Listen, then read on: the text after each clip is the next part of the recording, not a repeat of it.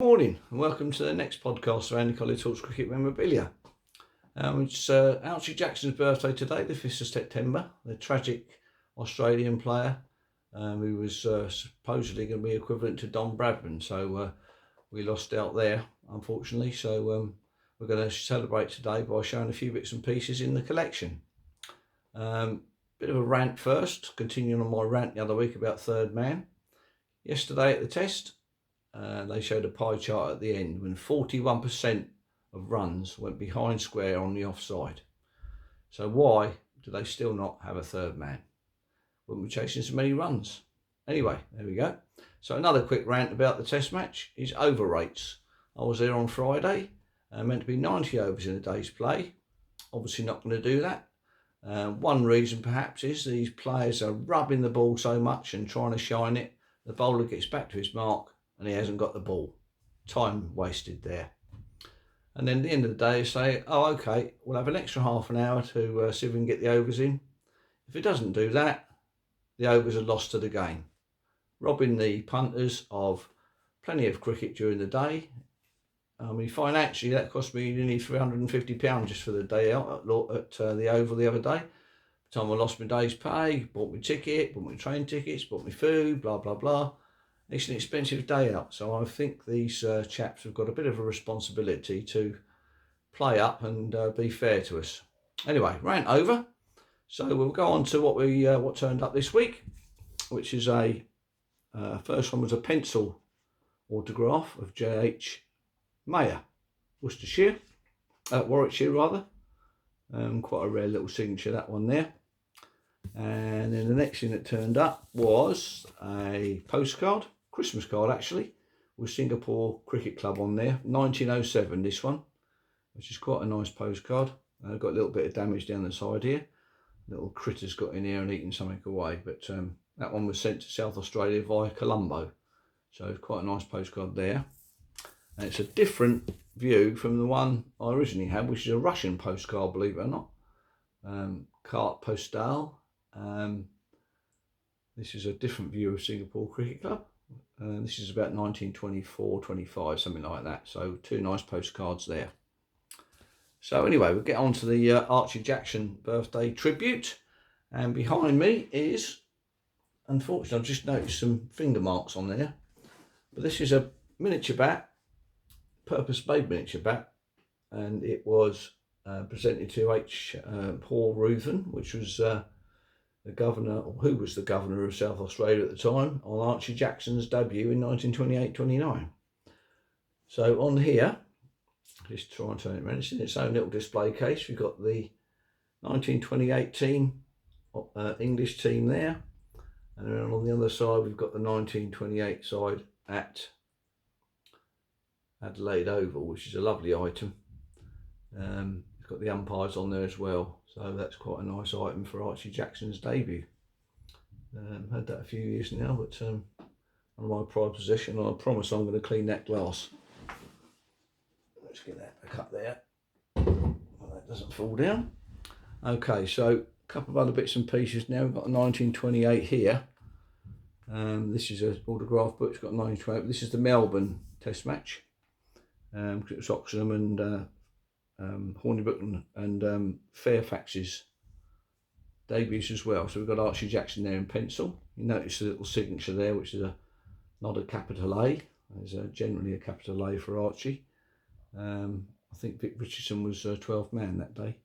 So that's quite a nice autograph book there from 1929 or 1928-29 series.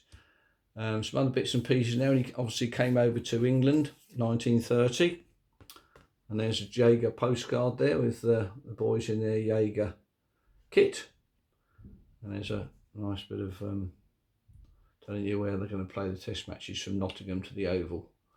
This one was in Scarborough, this one. Retail branch in Scarborough. That's quite nice. And to go with that is the signatures of the Jaeger Limited that they acquired at their second test match, which was at Lord's in 1930. And you can see Archie Jackson's signatures down the bottom there. These are facsimile signatures, by the way. with the capital A there, like the Eiffel Tower. So different signature there for Archie. Quite a nice sheet there from 1930. Put that on the floor. Another couple of postcards here from 1930. There's a general one there from the team. You generally see with Bradman signed on the front, if you like. This is addressed to Penrith. So that's not quite sure what the date is actually. 1930. Yeah, 1930. So quite a nice bit of personal history there, social history with them. That's sent by or to Eric T. Green. I think it's from his father. So quite a nice little postcard there. And a rarer one of the 1930 tour is this one here at Oxford University. Archie's up the back there, and Don Bradman down the front here tucking his trousers in. That's a bit of a rarer one, that one. Melville's at the front there, captain. Pateldi, so quite a rare little postcard, that one. And Oxford University v Australia, what have we got? May 28th, sorry. Australia won by an innings and 158 runs, and Ponce have got 220. So I've got a little note on the back there for that, just so I don't forget. There we are.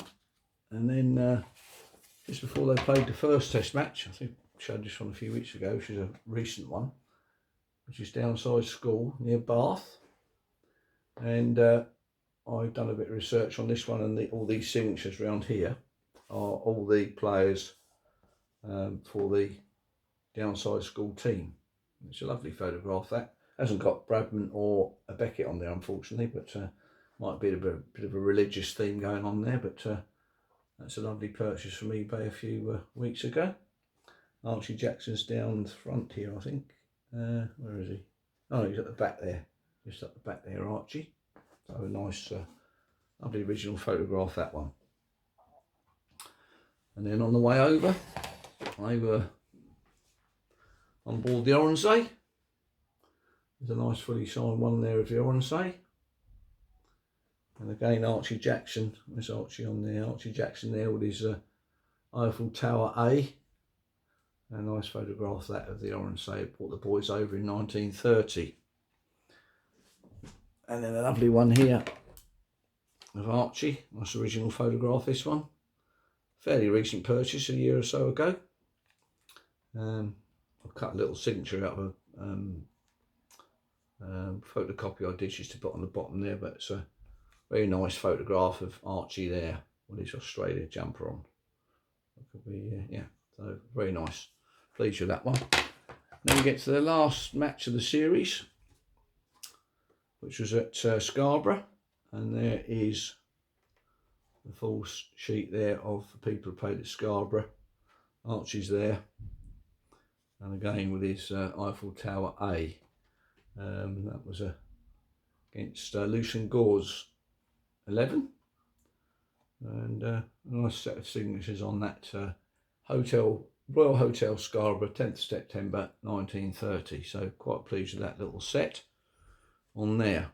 Of course, to complete the Archie Jackson story, you can't really go without having Archie Jackson's book by David Frith.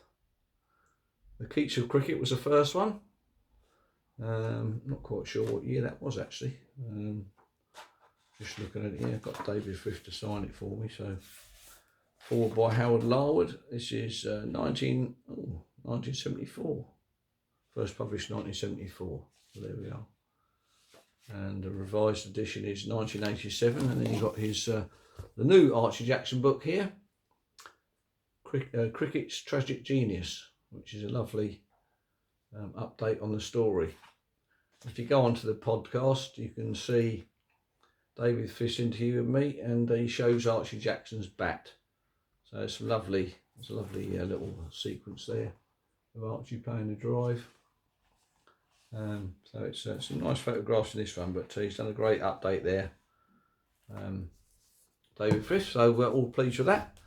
So anyway, that's about as much as I can do this week. We got so celebrating Archie Jackson's birthday this week. So onwards and upwards, and I'll see you on the next one. Cheers.